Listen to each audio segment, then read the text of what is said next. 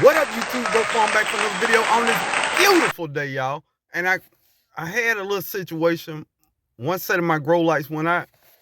I had to pick up some more grow lights. So I thought, how about I show my whole setup and get some cool tips by Seed Star? Let's go!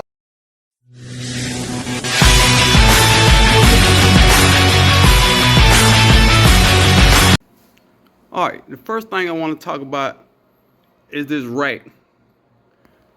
It's steel. Does it say steel right there?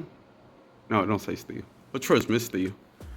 And it has adjustable shelves. Once you move them, they adjust. But after you get them moved, then there's a lot of work because you got to knock them up or whatever. But invest in you a good rack. You can set the shelves how you want.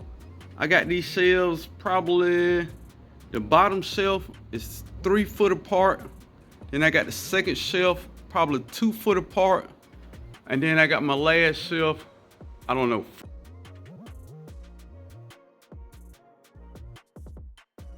4 foot apart, just so I can put different things in it. But definitely invest in a good shelving unit.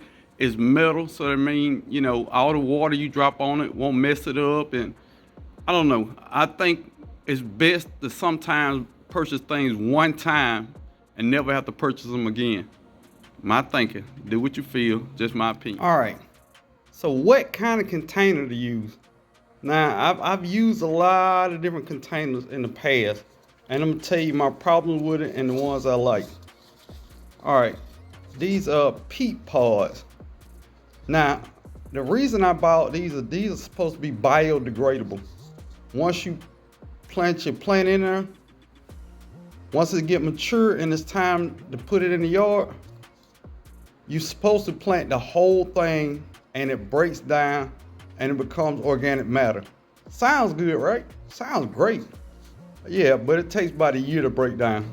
I can't tell you how it works for nobody else, but I know it. I want to say at least a year, and I still saw this in the soil, so I stopped using it. That's all. So peat pellets. I love these things, or I used to love them. So the gist of it, you put it in warm water, it expands. You put your seed in the middle and it grows, transplant it to something else, and then plant it in the yard. Problem is, these peat pellets dry out very fast, and I don't like transplanting until I get ready to transplant it in my garden. So that's why the peat pellets never work for me. So what I did end up with are these 4-inch Brokefarmer. Brokefarmer, if you're watching this, I know you are. Shoot me an email, we can work something out. But these work best for me because it's deep for your roots. So once you put your soil in, put your seed in, your plant grows, basically it will grow the entire time inside in this, and then I plant it outside.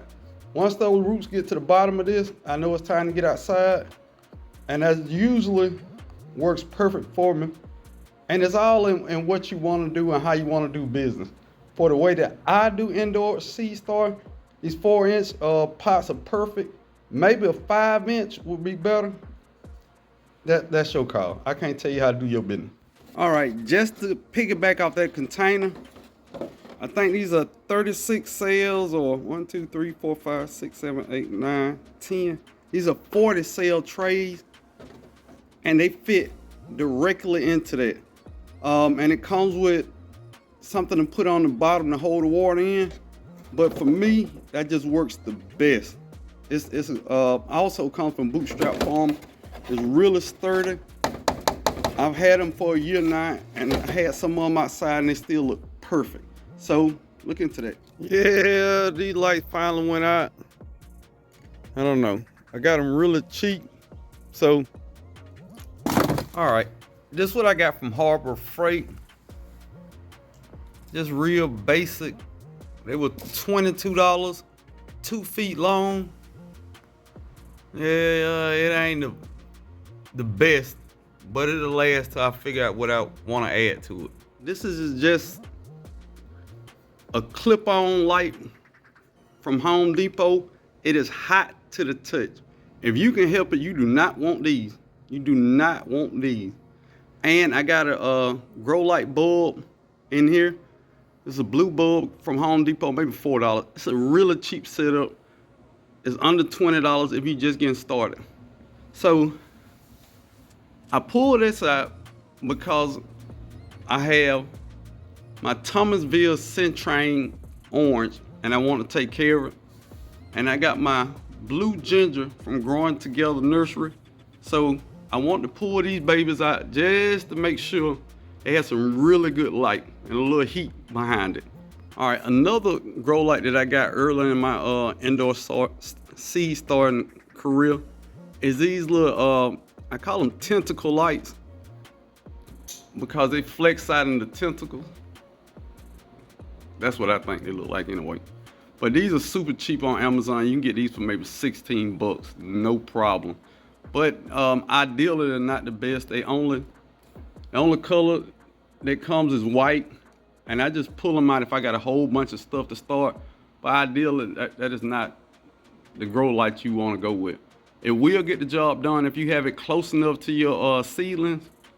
I still say if you can do better, do better. All right. Ever since I've been doing indoor seed starting, I've had these Hidden Harvest grow lights. LEDs, these work wonderfully. Plants jump off this. But Hidden Harvest no longer makes grow lights, so I'm honored that I got 2 of them that I can keep going with. So yeah, really good lights. All right, and these are the ones that I got today. These came from Harbor Freight. They were like 22 bucks. So I got one on the front and one on the back. I can't tell you these good or not. I just purchased them today, but I know they 2 feet. And what I did was I got some zip ties and just zip tied it to the rack. And these zip ties were 100 for $1.99. You can't go wrong. So that's how I got it. One on the back, one on the front. They bright. So it might be a one for $22. But all in all, no matter what grow lights you got, most of them do work to a certain extent. So to say one grow light is better than the other, maybe. But if you're just a normal indoor gardener, gardener that's trying to start seeds on the inside, a lot of these work pretty well. It's just how far you put them apart, away from the plant. Ideally 6 inches from the plant, and it should take off until you're ready to put it outside. But whatever grow lights you have are the best grow lights for you.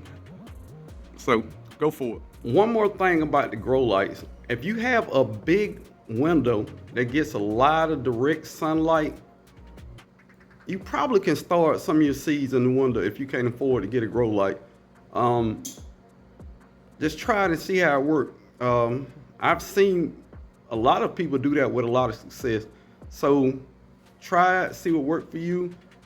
And that's all gardening is. Experiment, see what works, what don't work, and you pick what you want to do. All right, fans.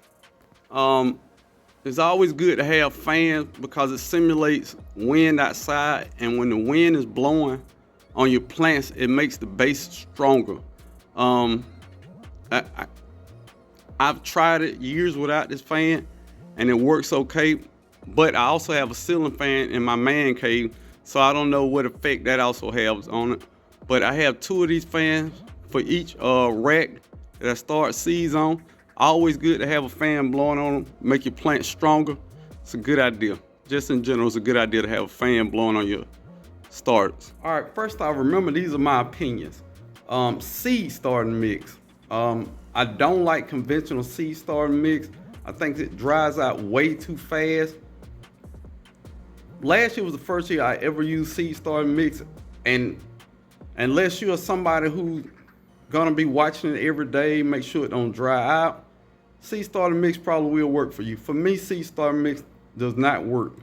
I usually just get black gold potting mix, and start my season, and I usually do fine. But I ran out of black gold, and I'm trying this mix. It's compost, vermiculite, and perlite. So far, I've had a bunch of seeds that sprouted in that mix. So to each his own. You got to figure out what worked for you and what don't work for you. The time I have to dedicate to my garden or my indoor seedlings might not be the same time you have to put into it. So a lot of these things that I'm talking about is just on a person-to-person basis on how you want to do business. So that's my spiel on that. Bro, what about the gnats, bro? I got gnats everywhere.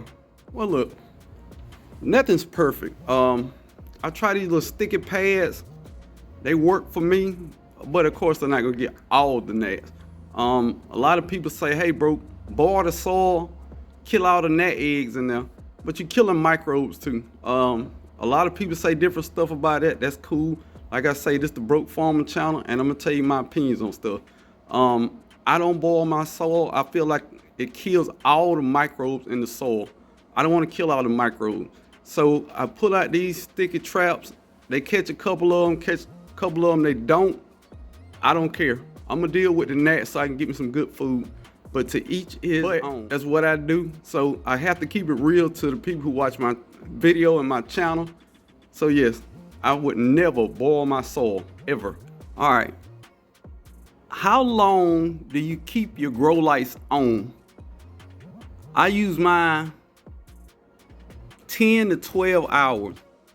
When the sun comes up in the morning, I cut them on. When the sun go down in the evening around 6 o'clock, I cut them off.